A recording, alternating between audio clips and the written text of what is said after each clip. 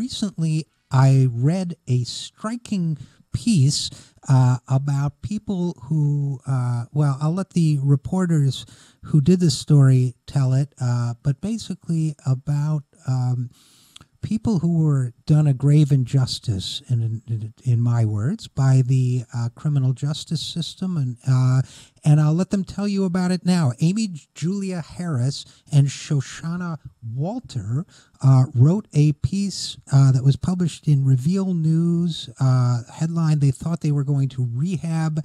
They ended up in chicken plants, and there was a follow-up piece on a lawsuit from them. Amy Julia Harris is a reporter for Reveal. She covers religion and its intersection with public life. And Shoshana Walter is a reporter for Reveal as well, covering human traffic and public safety. So Amy and Shoshana, first of all, thanks for joining us. Thanks for having us. Thanks, RJ. You bet. This was, again, great work on your part. Very compelling story, very important story, I think. So tell us, first of all, just overview of what you found, and then we'll go into details and how you found it and so on. Sure. Basically, our investigation was focused on rehab programs that judges across the country are sending defendants to, mostly drug addicted and alcoholic defendants. These programs, one specifically that we focused on, send people to work for free without pay at for-profit companies. The one that we focused on is called Christian Alcoholics and Addicts in Recovery. And defendants who go to this program are forced to work full-time jobs at chicken plants owned by Simmons Foods, where they make chicken products for KFC, Popeyes, pet food for Walmart, PetSmart, Rachel Ray Nutrish. They get very little rehab services there. It's all mainly about the work. So they have been sent by the criminal justice system. You profile one person who didn't even have an addiction problem or any need for rehab, but even if they have need for rehab, that need is not met. Instead, it's got a name, first of all, that to me brings up issues of separation of church and state, but that's almost an aside. It sounds like it's a place where people go in order to recover from alcoholism and addiction, but it sounds like what your reporting found was that they go to be, in effect, slave labor here in the United States. Is that overstating the case, or is that a fair definition? Is this a human trafficking problem? Well, we talked to a lot of defendants who did describe this rehab program as a slave camp, and they said that it was mainly all about the free labor that they were providing for the chicken company. And a lawsuit that was filed after our reporting did allege that this was a violation of Oklahoma's human trafficking statute, that said that these defendants were promised rehab and were coerced to going to this program because these defendants have the choice of either going to prison or going to this rehab program, and were supposed to be provided services because a lot of the men who are sent here had heroin addictions, meth addictions, were addicted to opiates, and rather than getting professional addiction treatment, they were just working. And this rehab's sort of operating principle is that hard work and faith will cure addiction. So, well, you can make an argument, you can twist an argument however you want, but the fact is, is this a program that they were that they had to volunteer for, or could the judge just order them into it? We talked to a lot of people who said that they were ordered into this program, that they sort of got the option. It was either go to prison or go to this recovery program. And many of the defendants were sent here from drug courts across Oklahoma and neighboring states. And the rules for drug courts in Oklahoma are that defendants are only supposed to be sent to rehab centers that are certified and vetted and adhered to basic standards for drug treatment. And this recovery program is totally uncertified, uninspected, has no government oversight, and defendants still were sent here by judges all over the state. What do you think was the motivation for those judges to do it? You know, there have been cases going back, I think, about 15 or 20 years now ago. There have been cases of judges getting kickbacks and so on. But do you have any sense of the network or the incentives that cause judges to put people into this program? Well, one of the things that we heard again and again is that treatment programs, especially residential treatment programs, are in serious short supply. And so many of these defendants are low income. They can't afford to spend thousands and thousands of dollars on a private rehab program. They may not have insurance coverage. So for many of these defendants, these programs, which don't cost them anything in terms of money, were their only option. And judges, rather than waiting months on end for a state-subsidized bed in a residential treatment facility, were sending men to CARE and similar programs like it because it was immediately available.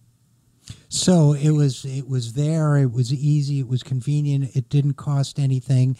And it turns out not only was this a place based on your reporting, and again, we're talking with Amy Julia Harris and Shoshana Walter of Reveal News, not only was this a place that didn't provide rehab services and people were being sent there on the pretext of getting those services, but it really sounds like a slave camp in the sense that A, work was compulsory, and B, conditions were pretty grim there, weren't they? Yeah, we talked to a lot of people who said that they were forced to wake up every morning. They would get bused to chicken plants nearby, working, hanging live chickens along, like speeding shackles along a conveyor belt, or just sorting frozen chicken parts. And poultry plants are really, really dangerous. They have some of the highest workplace injury rates in the country. So many of the men who were in this rehab program got hurt on the job. One of the lead characters in our story who we profiled got his hand caught in a conveyor belt and got a severe crush injury and broke multiple bones in his hands. But still, the rehab program sort of gave him an ultimatum. There was a saying at this rehab center that was, "You can't work, you can't stay." So even if people were hurt on the job, they were forced to continue working for fear of being sent to prison, or just sort of languishing at this rehab center for an indefinite period of time until they healed and then could go back to work again, and then their time would get restarted. And needless to say, they didn't get workers' compensation. They didn't get, all of the other things that however inadequate that may be, the other things that a person injured on the job might be entitled to. Amy and Shoshana, as I read this story and as I talk to you, and again, it's a compelling story, I encourage people to look it up online. But the more I hear and the more I read, the more this sounds like something out of the 19th century or something out of, the 1920s, the work gangs, the chain gangs, all of that stuff. It just doesn't seem like something that's even possible in modern society. Did you guys have that reaction when you were reporting on it?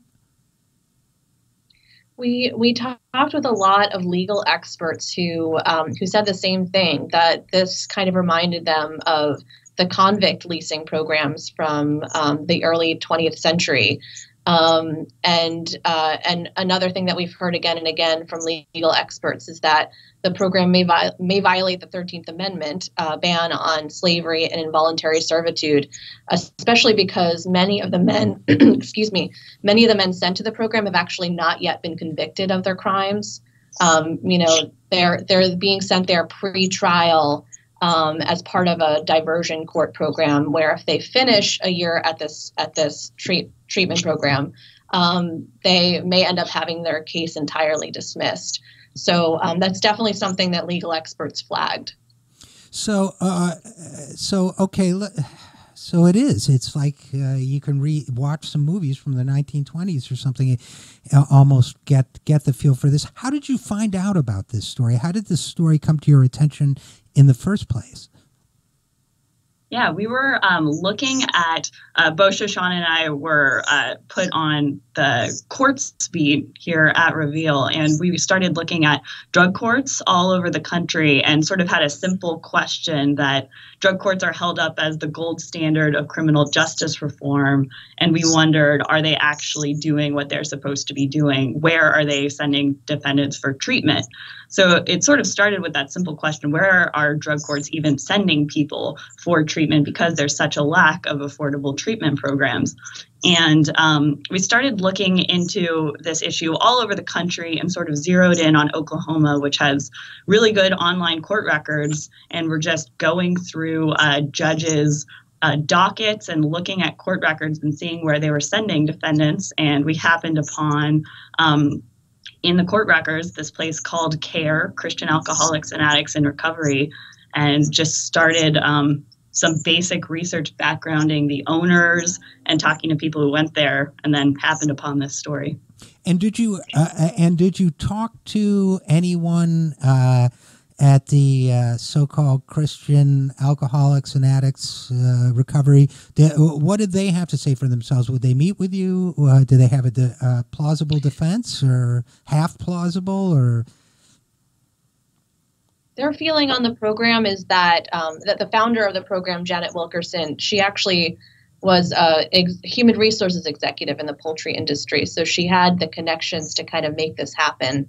But one of her reasons that she says she started the program is to help men like her brother, who was an alcoholic, her husband, who was an alcoholic, help those who can't afford regular treatment programs that cost a lot of money. And their general feeling is that work is a part of recovery, and that by giving the men these jobs, Simmons Foods is helping them. Well, I know a thing or two about recovery and the recovery movement, and I've got to say that sounds a lot more to me like a sales pitch than it does like a sincerely held belief, given the exploitative nature of her particular program. Did it feel sincere to you, or did it feel to you, or couldn't you tell, or did it feel like a con job? Well, she's definitely not alone in feeling that way. There are a lot of programs just like CARE all around the country. And I think a lot of the people who've started that program have expressed similar feelings on their motivations. Another thing we've also heard from the business side of these programs is that it's a huge financial benefit to them. And because the companies that get this labor don't have to pay workers' compensation insurance. They're often getting a cheaper deal on the labor. They can fire the employees at any time for any reason at all. So that is one thing that Janet Wilkerson did admit to us, that CARE is basically operating like a temp agency for this for-profit company. Yeah, except for the part where they pay the temps. So, okay, look, I get the scenario that says, okay, some people don't have money for rehab, so we'll put them to work to get the money, but it has to be humane, it has to be voluntary, it has to be safe, it has to be, ideally they would get a little bit of something for it, and it just seems like none of that is true in this case. So we only have about 30 seconds left, but are more stories coming from you two guys? I know you covered the lawsuit. You expect to be covering this story more in the coming months? Yeah, we're actually looking at programs just like this all over the country. So stay tuned for future stories in different states. Well, again, I'll be looking for those. And again, great piece of reporting on your part. We've been talking to Amy Julia Harris and Shoshana Walter from Reveal News about their terrific piece on a horrific subject, on chicken workers in the rehab industry. So we'll look forward to speaking to you again and hearing more from you. In the meantime, thanks for coming on the program, and we'll be right back after this. I'm Richard RJ Eskow for the Zero Hour.